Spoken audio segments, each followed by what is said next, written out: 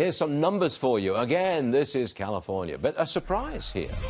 New poll. 59% of Californians support deportation. Who knew? 49% of Californians support the ban on people traveling here from majority Muslim countries. Who knew? Joining us now, former South Carolina Senator Jim DeMint.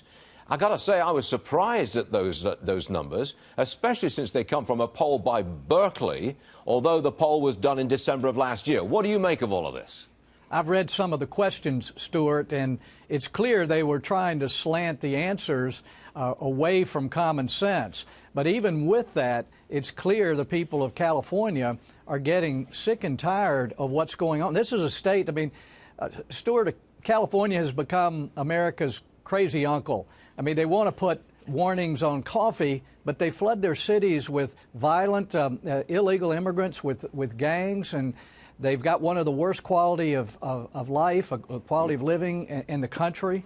And so it is, it's amazing to watch, but it's good to see so many cities now in California pushing back and joining the federal government, Attorney General Sessions, and suing California about its sanctuary city policies. It looks like there is an internal revolt. It's a lot of Californians are really opposed to the sanctuary state policy and really opposed to the release of these criminals. Do you think the revolt can actually go far enough to elect statewide a Republican? Well, they've done it before, but it's been a while. Yeah. I'm not sure they're quite ready, but I'm in California a lot working with conservatives, and there's a backlash against the state, but so much of their election is controlled by their government unions. It's a very tough nut to crack out there. But we'll keep working it, and I think it's going to happen sooner or later, because 1% of California residents pay over half of the taxes now, and that's just not sustainable. And their laws are making the state more dangerous, and the citizens know it. So something's got to give in California. Am I right in saying that California has the highest poverty rate in the nation? Something like 20% of the people are in poverty, and yet it's got the highest taxes, or some of the highest taxes?